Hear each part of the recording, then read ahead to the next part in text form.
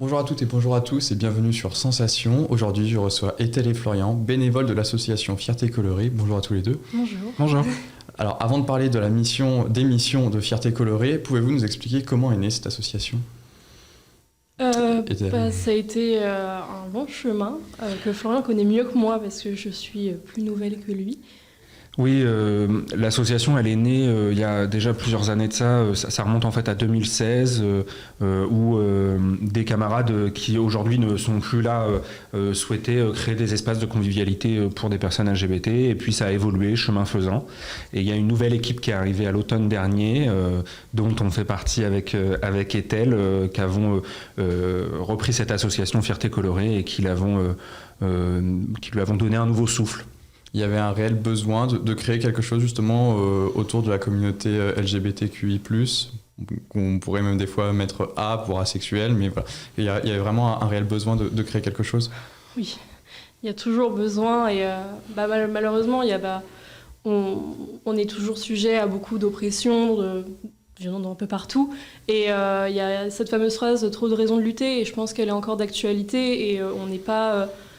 intégré ou du moins respecté comme on devrait l'être, alors que ce soit à Rouen ou dans les alentours, c'était nécessaire de continuer de travailler pour ça et de lutter. Et alors, il y a une partie de la cause LGBTQI+, qui a été particulièrement mise en avant il y a environ 3 ans, lorsqu'il y a eu pas mal d'actes d'homophobie qui ont été relayés dans les médias nationaux. On a eu un vrai souffle plutôt vers la communauté gay et lesbienne, j'ai envie de dire, mais voilà, ça avait été mis en avant par les médias. Est-ce que vous avez constaté une évolution depuis dans les mentalités au quotidien ? Non. non, il n'y a pas d'évolution, effectivement, et ça remonte même à plus qu'il y a 3 ans. En 2013, avec le mariage pour tous, il y avait déjà eu une grosse vague homophobe, ces dernières années aussi, mais en fait, les personnes gays et lesbiennes, contrairement à ce qu'on pourrait imaginer, qu'elles sont plus intégrées, effectivement, on a le mariage pour tous, on peut se marier. En revanche, on se fait toujours tuer pour qui on est. La semaine dernière encore, une jeune lycéenne, Dina, s'est suicidée à cause d'un harcèlement lesbophobe qu'elle a subi, des insultes récurrentes. La semaine dernière, l'Observatoire de la lesbophobie rapportait qu'une jeune fille s'était fait insulter de sale lesbienne par un camarade à l'école. Cet été, un couple de jeunes garçons se sont fait agresser en Corse alors qu'ils dansaient. Donc non, en fait, on a l'impression qu'il y a une meilleure acceptation des identités LGBT. Finalement, les violences sont toujours présentes. Donc effectivement, comme tu le disais, Ethel, on a toujours trop de raisons de lutter. Et ce sont justement des événements comme ça qui vous ont incité à vous engager dans cette association ? Pour ma part, c'était aussi un peu une rage intérieure parce que je trouve ça anormal, les oppressions de tous les côtés et j'ai vraiment un sentiment de besoin de faire quelque chose. Donc c'était soit le féminisme, soit la communauté LGBT et Fierté Colorée fait aussi du féminisme parce que l'un ne va pas sans l'autre. Et pour moi, c'était nécessaire en fait de nous montrer, de montrer une visibilité, une force qu'on a, et pour juste demander du respect. Et oui, forcément, pour honorer aussi la mémoire de tous ceux et de toutes celles qui ont pu mourir ou du moins être agressés sous les coups homophobes, lesbophobes, transphobes, etc. Et pour vous, Florian, qu'est-ce qui vous a vraiment poussé cette rage intérieure aussi, un esprit militant qui veut pas laisser les choses comme elles sont en place, comme si c'était normal de se faire insulter, traiter, d'avoir moins de droits, moins d'égalité. Au contraire, on est là, on se montre et on fait tout un tas d'actions pour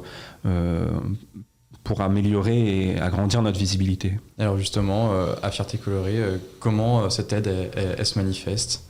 Il y a beaucoup de façons de manifester tout ça parce que on a un champ d'action qui est assez large et justement c'est là où Fierté Colorée a une certaine richesse.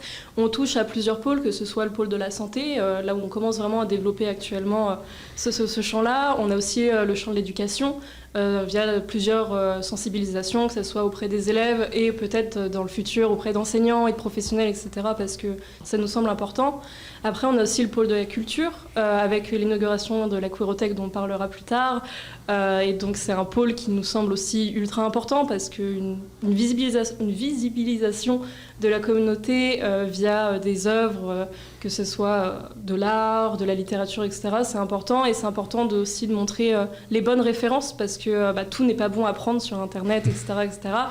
Et nous, on essaye de justement condenser tout ça dans quelque chose d'accessible et de sûr, en fait. Et après, il y a aussi un pôle d'accueil, donc avec nos permanences, etc. Mais aussi un accueil plus global, que ce soit ne serait-ce que sur nos réseaux sociaux, parce qu'on a du dialogue, etc. Et c'est très, très important pour nous, en fait, d'avoir un milieu de respect entre nous tous et nous tous. Alors, vous parliez de sensibilisation auprès des élèves. Pourquoi avoir commencé par les élèves, sachant que vous vous avez dit pourquoi plus tard les enseignants. Voilà. Pourquoi les élèves en premier ?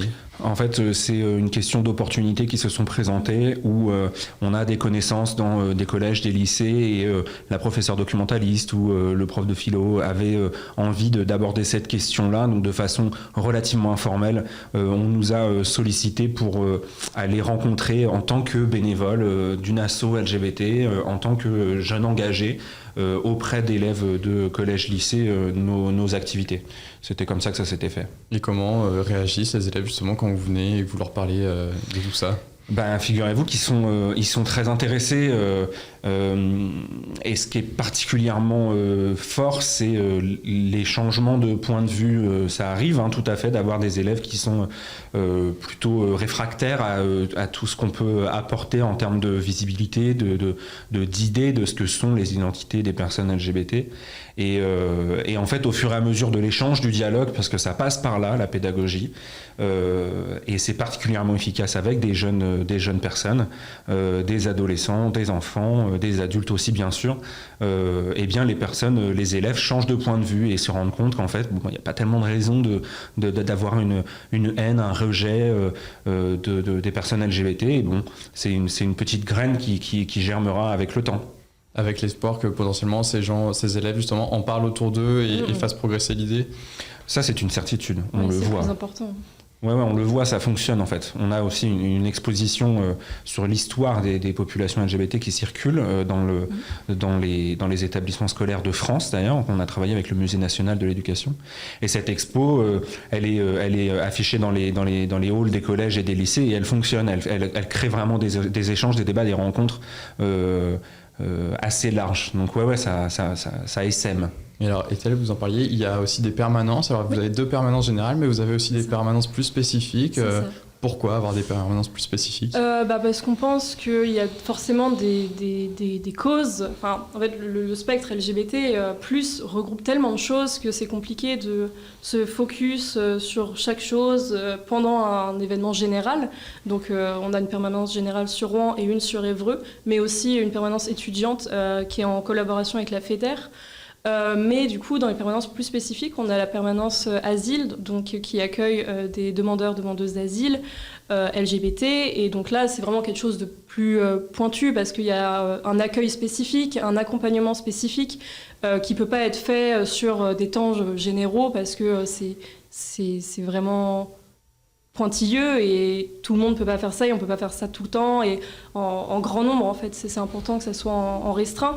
Et après on a aussi une permanence trans donc pour parler des transidentités et pareil parce que c'est une question qui est aussi très... là où il y a beaucoup de choses à dire, comme toutes les questions, mais là où c'est important d'avoir un espace plus restreint et en non-mixité choisie parce que c'est quelque chose pour travailler sur soi, c'est toujours un peu compliqué de discuter d'un coup avec plein de gens qu'on ne connaît pas et donc c'est important d'être dans des lieux de respect mutuel et là où on est plus ou moins sûr. Pour créer une sorte de lien, d'intimité, pouvoir s'ouvrir. C'est exactement ça, donc c'est important pour nous. Vous avez également lancé une queerothèque, une bibliothèque queer.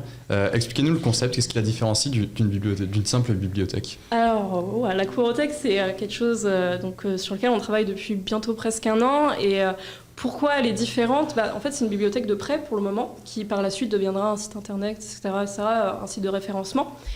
Et la queerothèque, c'est quelque chose avec, comme je disais tout à l'heure, c'était important d'avoir des bonnes références. Et nous, on a veillé à ce que ce soit des bonnes références, là où c'est pas écrit un peu n'importe comment, là où les propos sont pas un peu bancals, etc. Et on a vraiment essayé de faire quelque chose de propre. Et c'était important pour nous. Et en fait, ce qui la différencie d'une bibliothèque classique, c'est aussi le contenu, tout simplement, parce que c'est des ouvrages donc, LGBT+, féministes, etc., etc. Et c'est notre point de vue politique. Et c'était important pour nous d'avoir vraiment quelque chose de condensé sur tout ça. Et c'est un réel bonheur d'avoir lancé ce projet et de le voir grandir encore et encore. Eh bien, merci beaucoup à tous les deux d'avoir été avec nous. Merci à vous. Vous pouvez retrouver cette émission en podcast audio et vidéo sur notre site et notre application Radio Sensation.